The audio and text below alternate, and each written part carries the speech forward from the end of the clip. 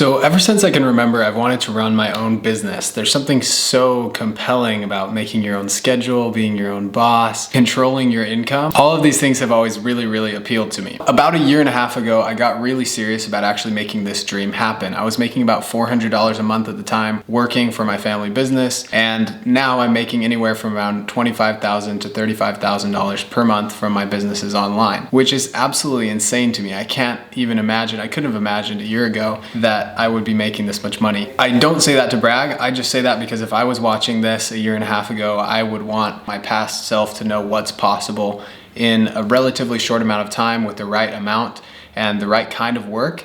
Anybody can make something like this happen. Since I started about a year and a half ago, I've made about $300,000 online. I don't keep all of that, it's just that's the gross amount that I've been able to generate online revenue-wise. More than the money, however, my business has enabled a lifestyle that really is incredible. I've been able to travel to London and meet a ton of amazing people here. I've met friends from all over the world because of my business. And on top of that, I've just learned so much. I honestly feel like I'm waking up and getting paid to learn every single day. But even more than that, the reason I'm the most grateful for the business that I've started is the mindset that it's given me. This mindset set me up for success in life in a lot of different ways.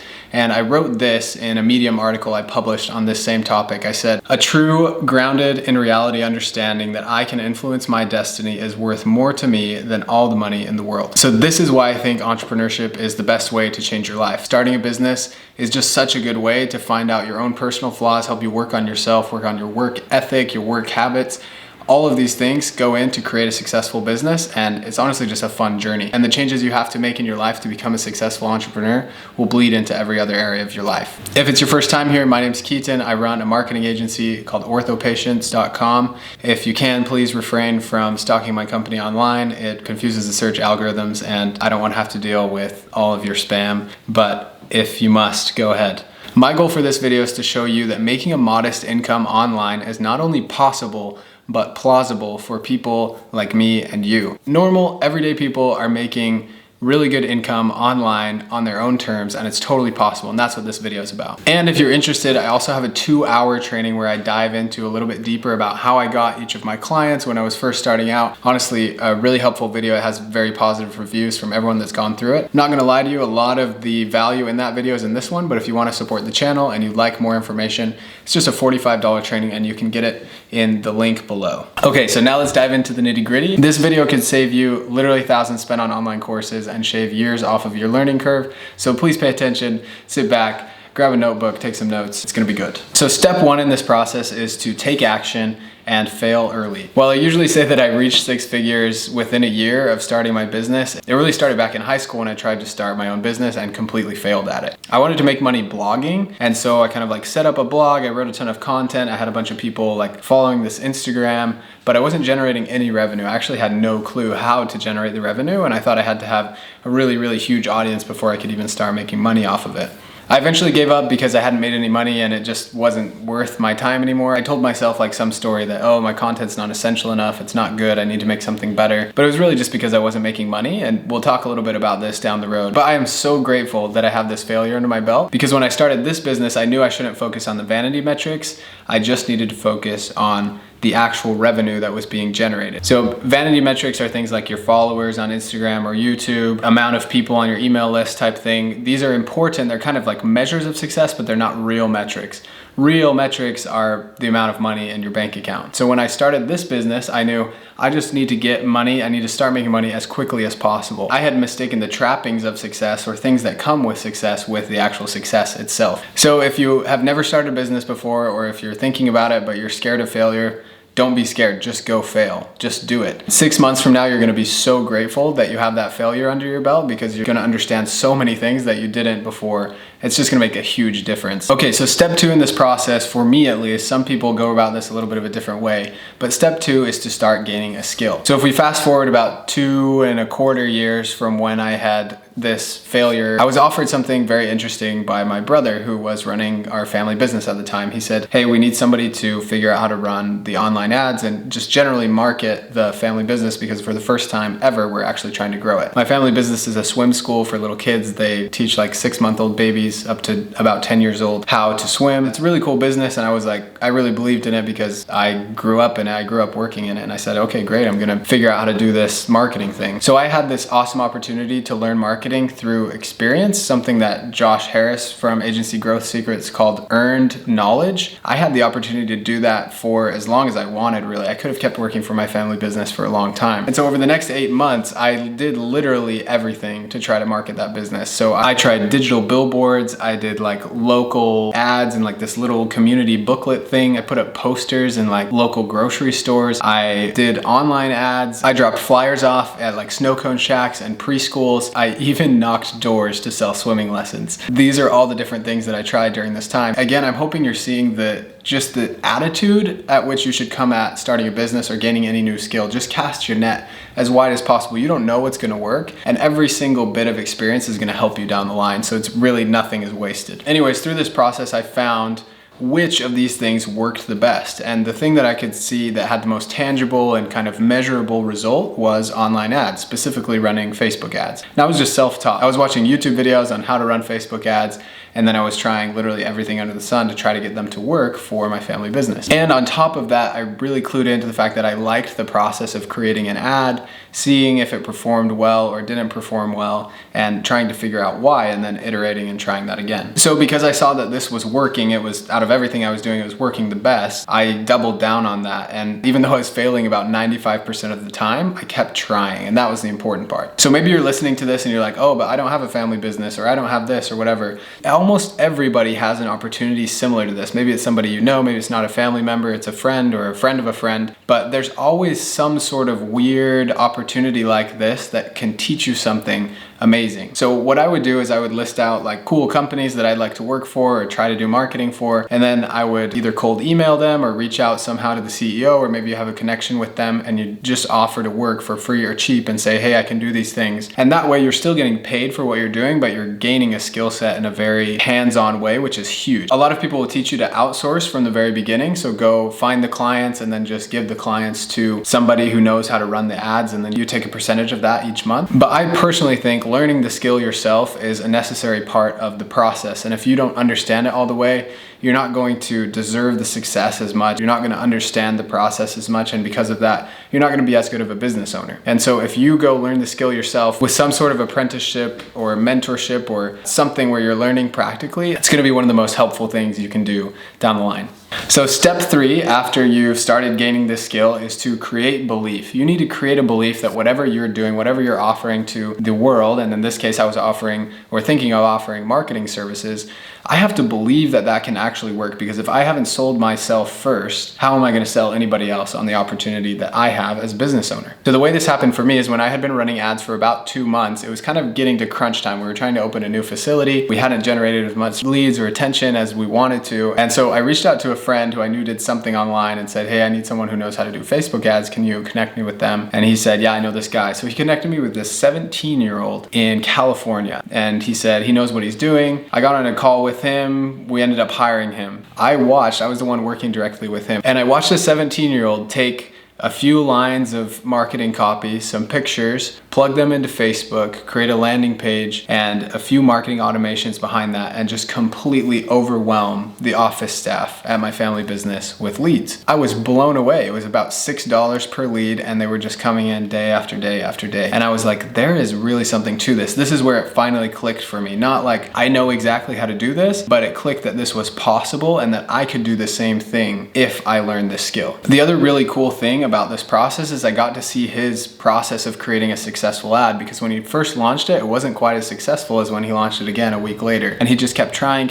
until the campaign was fairly successful, which I was super excited about. It really painted the picture in my mind of the difference between a successful campaign and a not successful campaign, and I knew why it was happening. So this experience taught me 3 very important things. A marketing agency is a viable online business opportunity. Secondly, marketing actually works, which about 3 months before that I was like, I'm pretty sure marketing just doesn't actually exist. And thirdly, it taught me the elements of how to make a marketing campaign successful. And these 3 things together created a belief that I could do this. I was like, if this 17 17-year-old from California can do it, I can do it. And I hope you're watching this video and thinking the same thing, because I'm really not that special. The only special thing about me is that I wake up every day and I get to work. So if you're going to start a business, the most important thing out of anything is you have got to have rock solid belief that you can make something work. Because if you don't believe that, it's just gonna keep chipping away at your confidence. So once you've created that belief, the next thing you need to do is make money as fast as possible. And this is what I talked about earlier with vanity metrics versus real metrics. So let's continue with the story. I had seen this 17-year-old do everything he did with my family business, and I thought, okay, I can do that. I watched a webinar he did, which continued to help me create belief in myself that I can make this happen. So in January of 2019, I posted something on my Facebook that said, hey, I'm finally starting my business. Like, I've had a dream my whole life. I want to start a business and I'm finally doing it. I'm offering marketing services. If anyone's interested, please reach out to me. So I had one person, like an acquaintance from DC that I know, and then also my sister had a friend from high school who was also starting a business as well, who she referred to me. So right off the bat, I had 2 clients. The issue with these clients is that there wasn't really a defined service that I was offering. I was just like, okay, I'm offering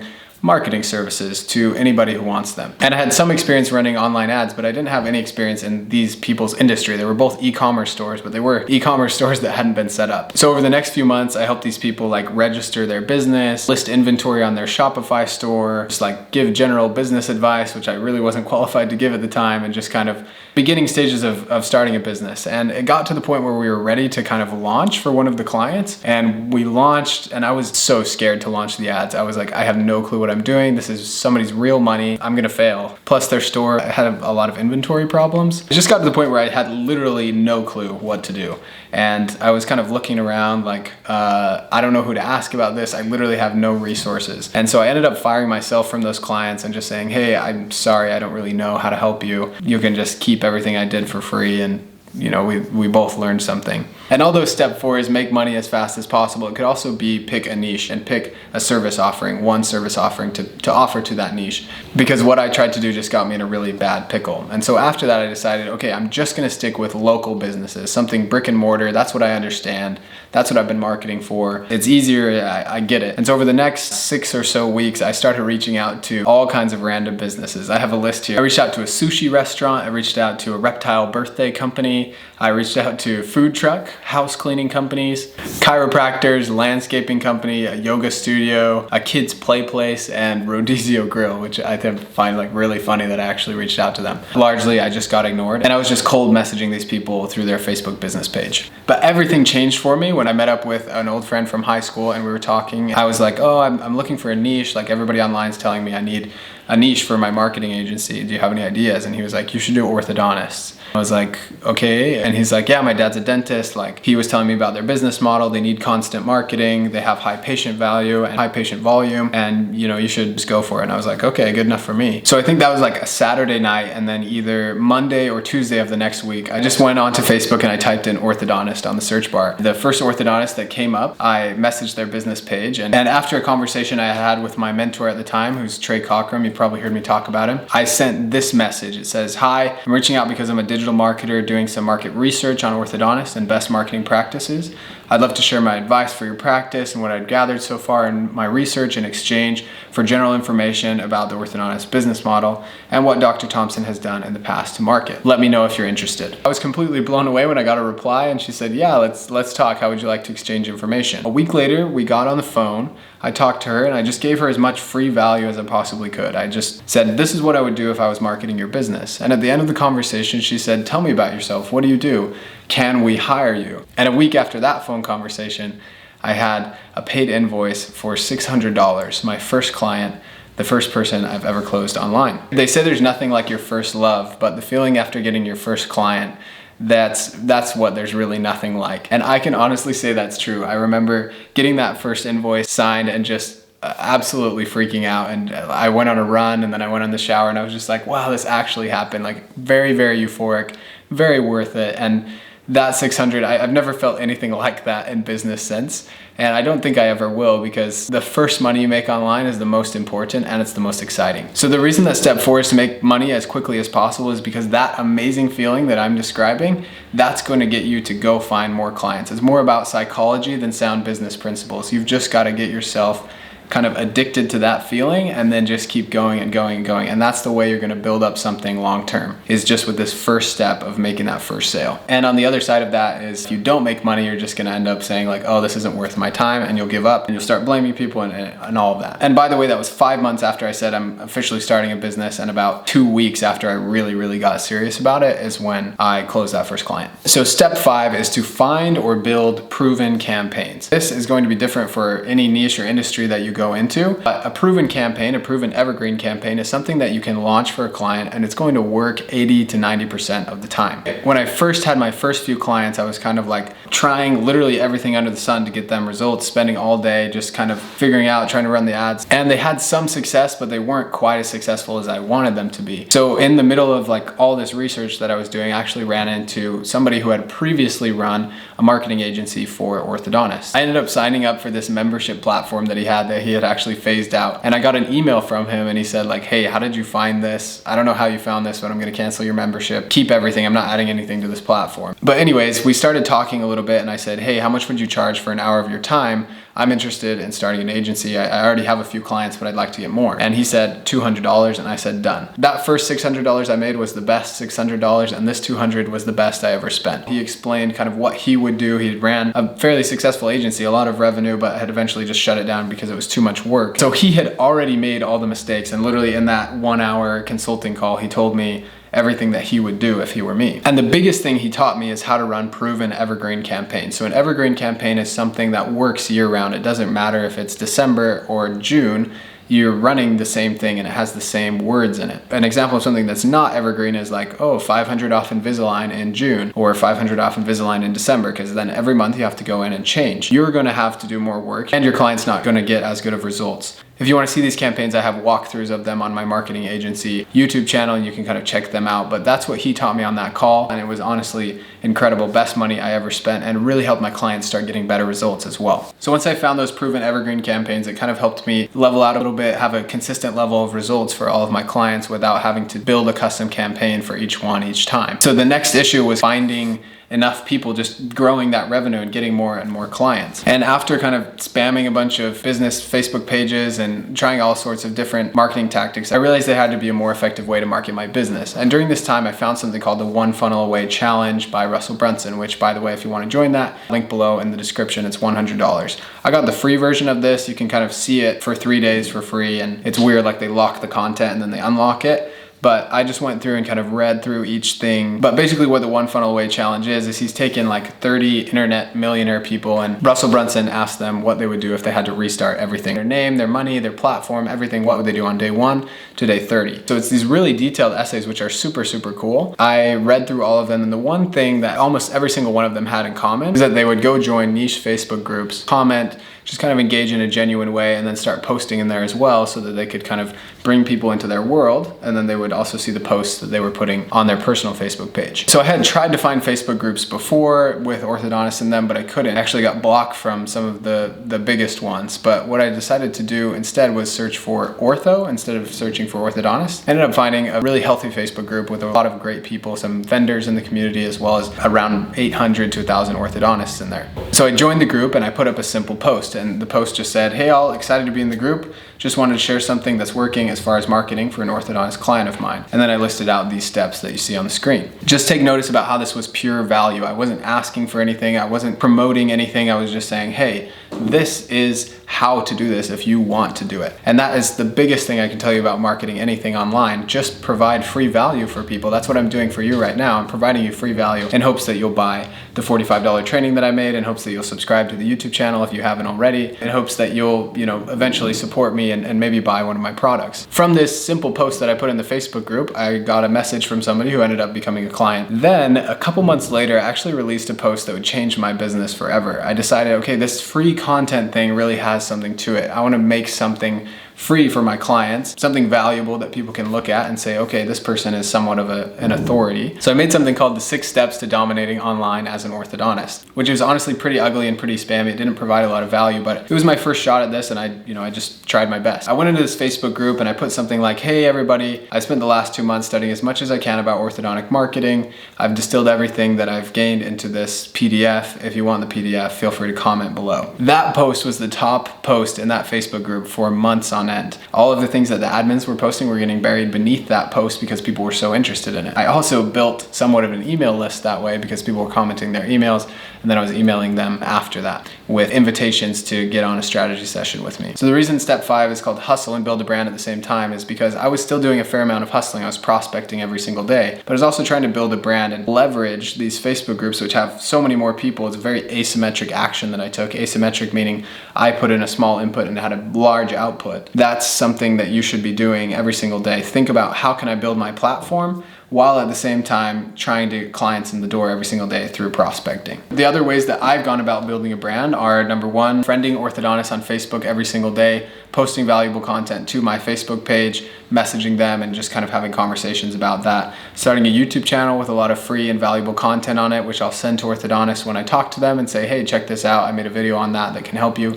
They watch it, they trust me, and then they become a client. Running paid Facebook ads, this happened more after I had a little bit more cash. Creating a website, this eventually gets important down the line because people want to know if they can trust you. And more recently, I've been getting into SEO and trying to get that website to the top of search results because that will be huge for my company. Doing all of these things can eventually help you create a machine that works for you, a marketing machine that's churning out leads and sales calls to you every day instead of having to rely on you just going and hustling every single day and trying to drum up business. So now we're to step 7, which is to outsource fulfillment. I call actually running the ads and doing everything for the client's fulfillment. So I'll refer to it as that.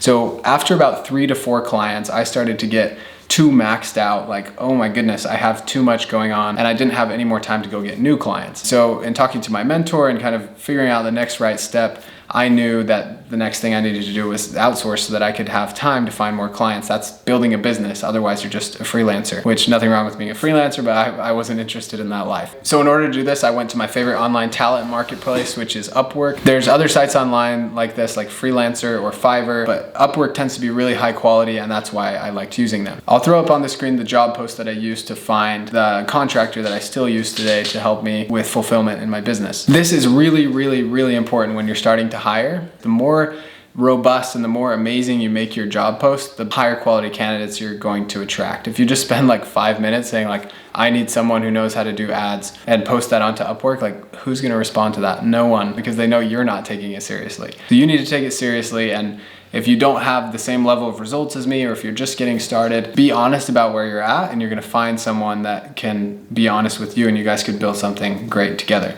So once I put the job post up, I had about 5 applicants, and 2 of them I was the most interested in. I interviewed both of them. Honestly, the biggest advice I can give when it comes to hiring is just go with the one that you vibe with the most. The one person on paper was a completely better fit. I totally would have gone with them if it was just for the resume. But the other person I was talking to was like, I vibe with this person a lot more. They seem really honest. They seem hardworking. I could get used to working with this person every single day. That's the person I ended up choosing. It was huge for me. So once I hired him, I remember I went on this vacation. It was like so incredible to me because it was the first time I had separated the amount of money I was making from the time, or my time, directly, because I was outsourcing this fulfillment. If you want to scale, if you want to get past a certain income, you have to learn how to outsource. And it's honestly the biggest roadblock that I think most business owners kind of come up to. They're like, oh, I don't think I can do that. But on the other side of it, they're like, freedom is the only thing awaiting you on the other side. You're able to get better results for your clients. Like, everything gets better after you hire. That's the direction you want to go. So once you've outsourced fulfillment, it can get very tempting to not pay as close of attention to your client results. But that's actually step 8, is to never take your eyes off of them, because the minute you do is the minute you'll start losing clients. This happened to me. I actually ended up hiring another account manager just about 4 months after I hired the first one, because we had grown so much, and I was getting scared that this account manager wouldn't be able to handle more accounts. And what ended up happening, what the real issue was, is I had fallen in love with the idea of becoming a course creator. So I decided to create a course, and instead of paying attention to the current clients I had and just trying to help them grow their revenue and get better results, I was focusing on this online course, and because I diverted my focus, I actually lost a lot of clients because they weren't getting very good results. I hadn't taken the time to properly train my new account manager, and because of that, it had caused a lot of issues. So I just want to put this in here. It's going to look different for everybody, but the minute you take your eyes off client results, you're going to lose your business. You have to be laser focused on that. Obviously, there's other things like marketing, but the most important thing is getting results for your clients. So step 9, this one I'm calling Dream 100, email marketing, and diversifying traffic sources. So force of will and just like pure sales and just hustling got me to about 10 clients. However, to get bigger, I knew I needed a more scalable marketing plan. And the way that I did that was through Dream 100, email marketing, and diversifying my traffic sources. So in my mind, marketing is very simple. It's just getting a good message that people care about and then bringing it to them. The way that I see this here is I had a message that was obviously resonating with people. I was getting clients, but I had only had it on one channel, which was Facebook. And so if I brought it to the Dream 100, which your Dream 100 is just people who service the same niche as you. They talk with the same people as you, but they offer a different service or a different result. So it could be like, for me, bankers or people who have referred business to me, also consultants, people who don't run my type of Facebook ads. Any of those people could refer me business, and if I build relationships with them and also refer them business, it's just a mutually beneficial thing. I found a consultant in the industry who's an amazing, awesome guy, Dino Watt. Go check him out. He's got some interesting stuff. And then he connected me with his daughter. We've become friends. She actually ended up working for my company for a time. And then because of that connection, we did a webinar together, which has resulted in literally tens of thousands of dollars. Like, I owe so much to him, and I owe so much to just that first connection. So that's a great example of the types of things that can happen when you start tapping into the Dream 100. The second person I reached out to, who was also running an agency similar to me, I just said, hey, we should talk. He ended up becoming my business partner, and he actually had a huge email list, close to 10,000 orthodontists, and we've used that email list to close all kinds of clients, which is literally incredible. If I hadn't reached out to him, I would still be stuck with my 200-person email list. I'd probably be a bit bigger by now, but I wouldn't have grown nearly as quickly without that connection. And so this is something that's difficult to teach, and I don't think a lot of people teach it for that reason, because it just requires being like using your intuition, talking to people and connecting with them. And that's just gonna pay so many dividends down the line. So again, to put it simply, the way I moved from 0 to 10 clients was just like sales and force of will. And the way I've moved from 10 to 30 clients now is through scalable marketing, like email marketing, running Facebook ads, posting consistently, and just getting in front of people, being in front of them on all kinds of different channels. And I mentioned earlier, I'm currently working on SEO, which is a bit of a harder nut to crack, but once it's cracked, it's gonna be like the floodgates are open to us. Okay, so we're almost done. If you've made it this far, you might have what it takes to start a marketing agency. The last step I want to talk about is internal systems. These are processes, systems, or checklists that help you make sure that you do everything correctly. So I'm going to throw up on a screen an example of our onboarding checklist for ortho patients. We do all of these things as the sales onboarding process, and then once these sales items are done, then that's passed to the account manager, who takes care of the client's setup, which we also have a system for. So I really hope that you're not just paying attention to like the apps we use and saying like, oh, I need to use this app in order to be successful in business. Like, that's the last thing you need. What you really need is just a checklist. Like, you just need, first we do this, then we do this, then we do this. That's gonna make such a big difference in the speed and the quality and the consistency of the results that you're able to generate for clients. A great book on this that inspired a lot of what we do at Ortho Patients is called The E-Myth Revisited by Michael Gerber. Check it out, link in the description. So that's it. That is everything I've learned about starting a marketing agency. And I just want to leave you with one last thought. At the end of the day, business is really, really simple. As Josh Forty says, you're just one consistent set of actions away from a completely different life. Business is just about waking up and showing up every single day for long enough. And another quick note here is I hope that you know my business is not perfect. We still have clients cancel our services. We still have days that are rough and clients that misunderstand things, and there are still fires to put out all the time. You know, I laugh and joke with my team. I have some incredible people that I work with. I make good money. I've been able to come to London. There's so many great things about my life, and it's all been fueled by an imperfect business. So I guess what I'm trying to say here is that business is more about happiness than it is about profit. As Derek Siever says, are you helping people? Are they happy? Are you happy? Are you profitable? Isn't that enough? You won't be happy in a business without profit, but why would you be profitable but not happy? So the last piece of advice I have is just stop taking yourself so seriously. If you just enjoy the process more, you're gonna have a lot more fun along the journey, and the failures aren't gonna seem as tragic. If you enjoyed this video, please share it with somebody who might need to hear it. Come back and watch it again. Honestly, my hope for this video is that it can save you years and shave time off of your learning curve. If you're interested in more videos like this, please subscribe, leave a like, and comment below, and I will be releasing a lot more content similar to this in the future. Thank you so much, and I will see you in the next one.